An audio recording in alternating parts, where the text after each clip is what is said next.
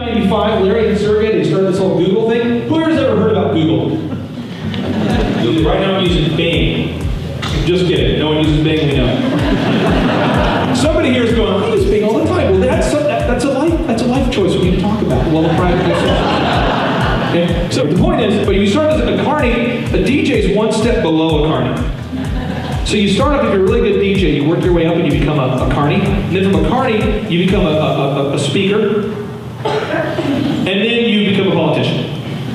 That's the process. That's how it happens.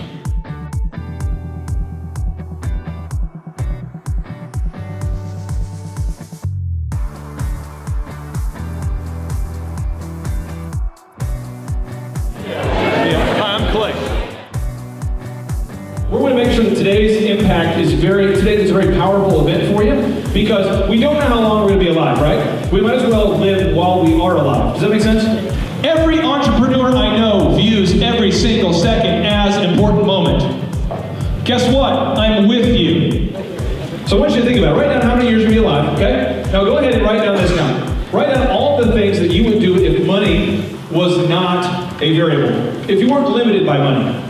This is what Reid Hoffman says. This is the guy who started PayPal, he started LinkedIn, he started a big deal. He says this: define, act, measure, refine. You gotta write that down. So, on a scale of 1 to 10, what's you rate yourself? 1, your overall satisfaction with where you currently are in life. Why do you ask that question? Because you're only gonna live one time. And if you're not doing something that you're enjoying or is not gonna get you where you wanna go, why are you doing it? I'll tell you why you're doing it. Because everybody's doing it. But the thing is, you have to know what you wanna do. Does that make sense? So how are you going to know? This just in. Nobody cares about your success more than you, or even close.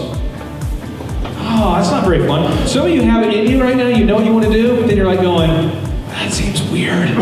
You know, some of you are like, I really want to open a ballet studio, and maybe you told your mom or your brother, and they're like, how are you going to support yourself? Imagine being me and telling people you want to be a disc jockey. Great. Somebody in this room right now, you need to hear this. For whatever reason, you're stuck because you're putting a label on yourself. You're going, I can't be successful because I only know this, I don't know that, I'm not good at this. Does that make sense? Everybody here can do it. But entrepreneurship, you have to deal with what? Fear. You have to face it right in the face. You got to go right through it. If you're going through hell, please don't stop. You're going to go out there and get a mini storage unit. You're going to open up your shop in downtown, fill in the blank, and no customers are going to show up. Not a single one. Your mom comes in and goes, hey honey, how's sales? And you're like, I hate that you asked me that question. And that's what life is. And you're going to have to make it something by reacting. Does that make sense? So you can take the word bitterness and you can turn it into betterness. Just change a letter. America, Google this tonight, guys. Google it. Google the percentage of Americans that cannot retire at the age of 65. It's sad. 75% of people are working at jobs they hate for retirement and they can't even afford to retire anyway. What's the freaking point? The point is, we need to figure out where we want to go. Does that make sense to you guys? Are you getting this? Is somebody having like a light bulb go off where you're like, because there's somebody in this room that needs to understand that your life is a gift. And this is something magical. You can have massive success. You can do whatever you want to do. But you've got to start implementing these principles, right? And all these people who've invested in you, the sponsors, everybody here, our fabulous MC, Barb, America's #1 human, they're all here because we all believe in you. But we're not here because we're here to sell you some crap. We're here to help you guys. Yeah, I mean, Clay does a terrific job of connecting with students, and he's very open and raw with his stories, and I think students appreciate that. They get the realness of that, and they connect with it. And for me personally, I was really happy to hear Clay reinforcing this idea of action taking. It's something we talk with our students an awful lot about. And I'm so glad for our students to be able to hear that from another perspective as well. We've had a lot of terrific speakers be part of this launch program, and so we certainly will add Clay to a list of terrific speakers. Clay really connected with the audience. I loved the realness of the stories that he shared, high energy, and also had some just really terrific practical suggestions that students could really get their arms around that they can really do. I am overwhelmed with motivation and inspiration. There was great takeaways in every session I attended, and I've heard from many, and I can attest to this, one of the best speakers we've had. We're very excited. I think Clay had a really great story of coming from little and taking responsibility for what you have and growing those ideas and making stuff happen. And that's relatable to anyone. And I think that's what it came down to, is everyone could take something away, relate, and go out and practice what they learned today. I really enjoyed the educator session. It was one of those where it seemed very obvious what he was talking about, but something that I definitely need to practice more in the way that I frame things for students, and getting at, what is it, what are their motivations and why are they here, and how can I tailor a message to them based on why I know that. And that was really hit home, and I think that it'll go really far. But as far as the other takeaways for the students is really, it's up to them. They have to take a responsibility for doing something now, and there's no excuses for not moving forward.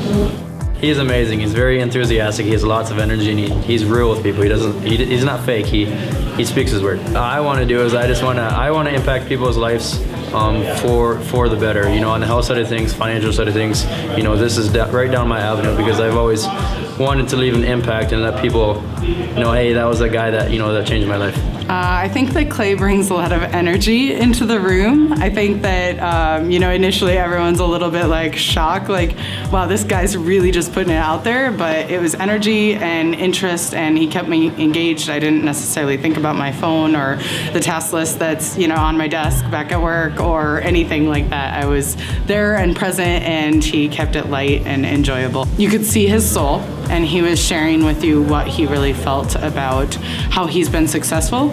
And I think he broke it down in really actionable and straightforward information that I could take and do something with. So action on your life. I would say the core principle of what the message that I took from Clay was that you should really know what it is that you want in your life, and then take action to make it your life and not everyone else's.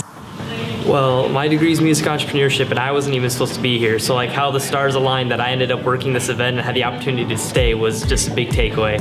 Meeting Clay was amazing. My dad runs a small DJ business that he's owned for many years now, and so to hear that he started off doing wedding DJing too was also another big takeaway for me, and to see how successful he became just by something so small that I've just have known little about. He was very charismatic. He had me on the edge of my seat, even though it was really hard behind the tech booth.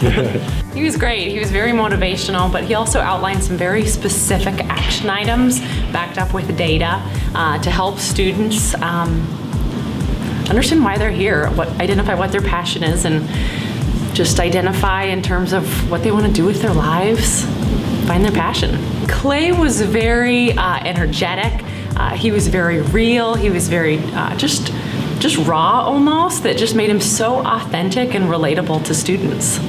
I would definitely have to say his energy, and I totally cracked up at all his jokes, because they were, I don't know, they were some of them were really corny, but it definitely made it relatable.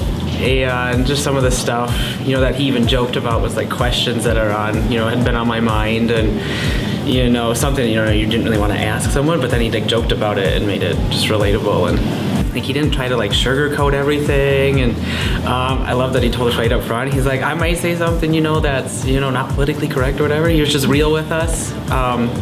It made it relatable. He was very dynamic, brought us a lot of information that you hear through classes and stuff in business school, but helped relate it to the real world, and especially applying it to maybe starting your own business from the ground up. Clay was certainly funnier than most other people that usually talk about that kind of stuff, which helped to relate to him a little bit more, and it just kind of told things like it is, didn't really dance around the topic at all, just kind of said what he needs to say, and it was easier, at least for me, to adapt to that. I think especially him talking about scheduling your day out, something I don't do very well, to be totally honest, and so implementing that would be a great strategy for me, and something I'll certainly apply to my everyday life and professional career.